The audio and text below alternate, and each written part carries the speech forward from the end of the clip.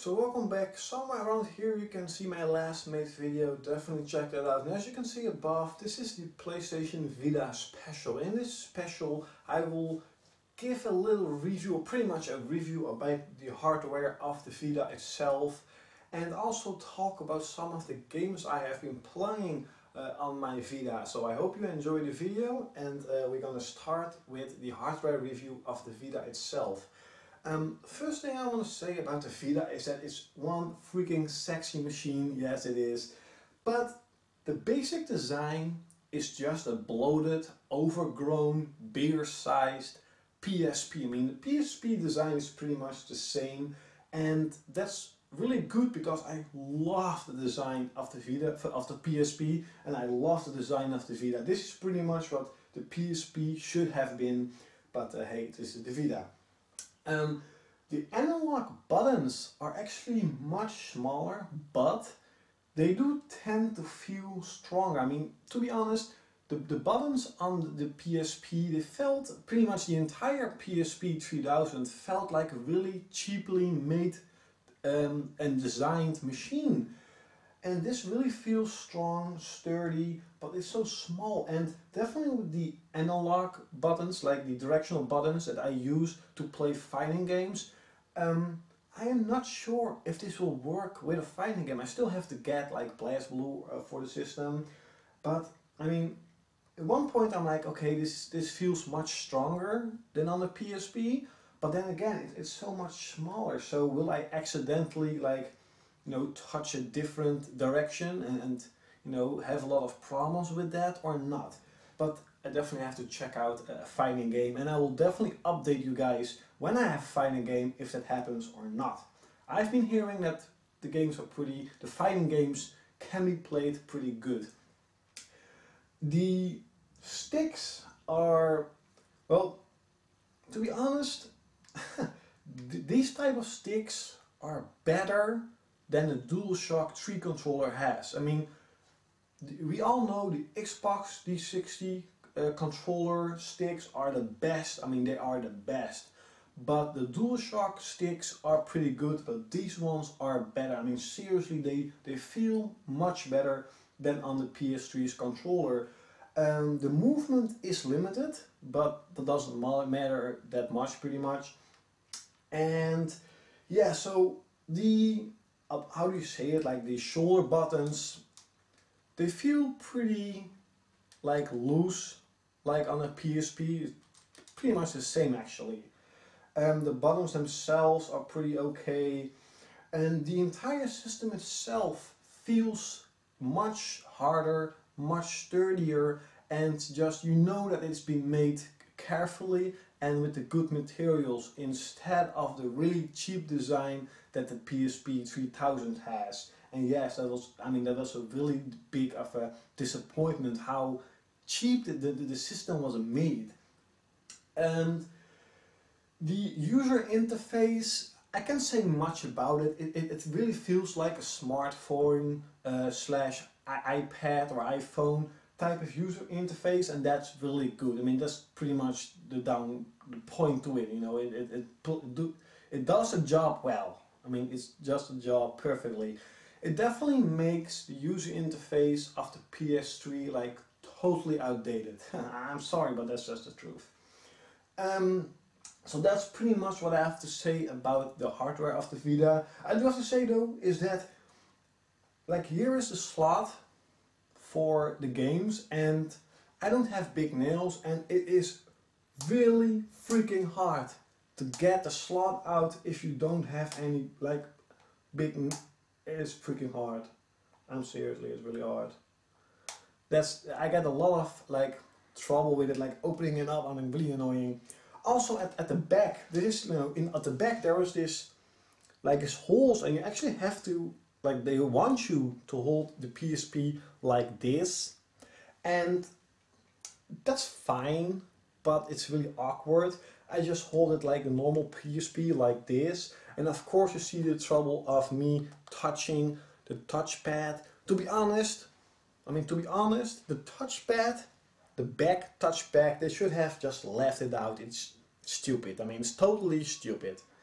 They should have left that out. I mean, no one's gonna do this. This is annoying. Definitely, I have small hands. If you have bigger hands, it'll be such a big problem to hold it like this and play like this. It's just annoying. It hurts here. And here, if you hold it just like this, totally fine. Totally fine. So Sony, why the hell the touchpad? It's stupid. Whatever. So yeah, that's it for the hardware review, and now on to some of the games I've been playing, and I'll talk a little bit about it. First up is Reality Fighting. Yes, I bought this game at a pretty cheap price, and I played some of it, some fights with it, and yeah, I have seen or I've heard mixed reviews of it because I don't look at reviews anymore. But on forums I've been people talking about, hey, it's a pretty good game, no it's not, so mediocre. And I agree, it lays around a 6.5 or 7. It is funny, it's more like a funny game, and the fighting itself is actually pretty neat. I mean, I have to honestly say is that the gameplay is pretty cool, but you know, it's really standard, it's really basic. Lumines some electronic symphony. I loved Lumines 2 on the PSP, it's one of my most played games on it, and this is just, it's bigger, it's better. For me it has better sound. I don't dig the entire boom chicka boom boom chicka boom type of sounds and music, but it's pretty cool. It's like how you just like this how do you dubstep or something like that. So it's a catchy music type, but the gameplay is just old school solid. It's sharper. It's just bigger and better. This is definitely a really good game to get if you like puzzle games and Tetris, and definitely if you like Lumines, you of course already have it. This is the game, really unexpected, that I have been playing a lot, and that is Unit 13, developed by Zip Interactive, yes, the developers of Mag and SOCOM. And it's really weird because after SOCOM 4, I was like, okay, Zip Interactive, they're done. But then they made this, and it really feels like the old school SOCOM. Like, you really have to watch your back. I mean, if you get shot like 2 or 3 times, you're dead. And it really makes me wonder, how the hell could they fuck up SOCOM 4 like that, like they did, if they can still make it like a good old SOCOM games. Really, really weird. But yeah, and this is an old school SOCOM game. Expect the difference is that you're playing alone, or if you want to play online co-op, but you're playing alone, you're not playing in team, and also there isn't a story. You know, with SOCOM games there's like always a story. They're just missions, and in the missions you have an objective or 2 or 3, and you have to do those objectives. Now sometimes it's time based, sometimes you have to use stealth, but also sometimes you can just pick what you want. You can do guns blazing, or you can do stealth. And that's actually really good.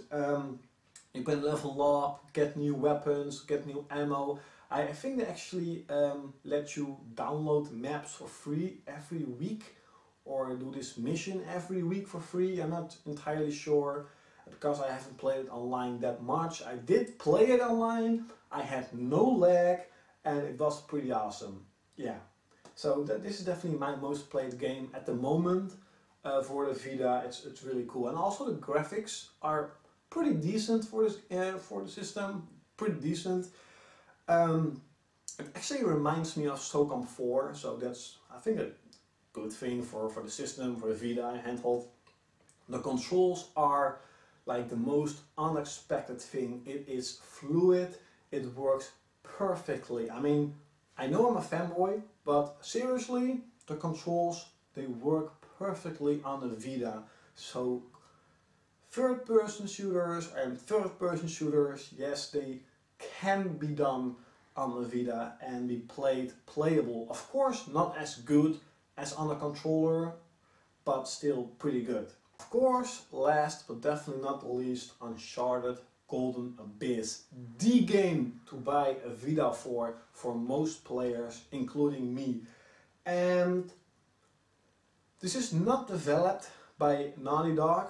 I want to say that first. This is developed, I think, by Ben Studio, and I think they made Dexter and also the God of War games on the PSP, I think.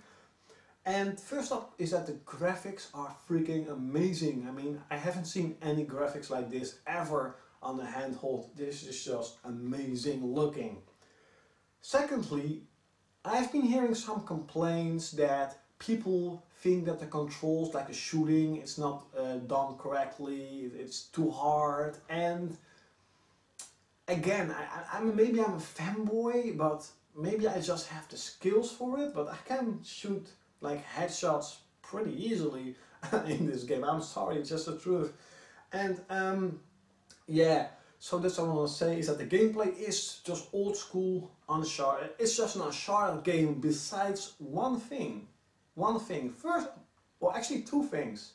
Is that first up, the story is boring. I mean, seriously, the story at this moment, I am like 35% in, so maybe it'll get better, but the story is boring as shit. It's so boring. Secondly, is that from every Uncharted game, even from Uncharted 1, we know that there's gonna be some epic scenes, some epic environments, you know.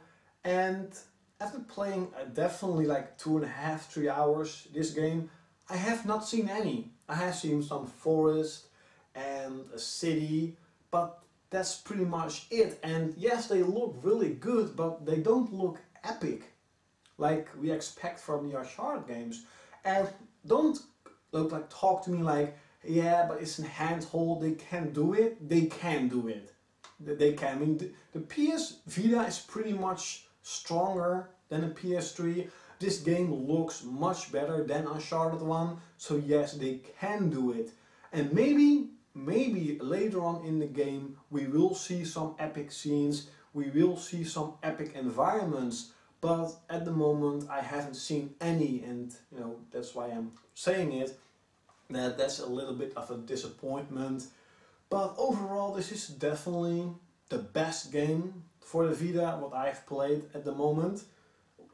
By far the best game, and to be honest, it's the best launch game I have ever played on any system. And of course I only played PlayStation 2 and 3 and PSP launch games, so that's not a big of a deal. But for me, you know, this is definitely the best launch game I've ever played. And you know, if this game is worth €50, definitely not.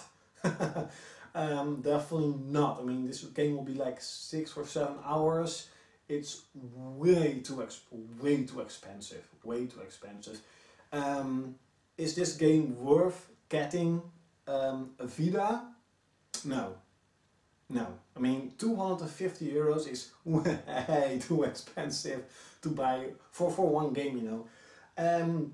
So definitely wait till the price drop. I mean, even here in Holland, the price already dropped 20 euros. You can say, oh, just 20 euros, but still, they already dropped the price to 20 euros. So it's only 229 euros because it's just not selling. So Sony, fix it, fix it.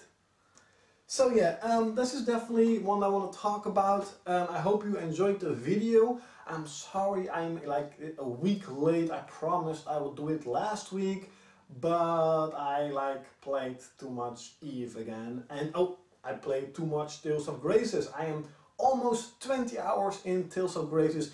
Definitely wait for the video to show up for the impression of Tales of Graces. It's going to be really good. But yeah, I hope you enjoyed this video, and I'll definitely see you next time.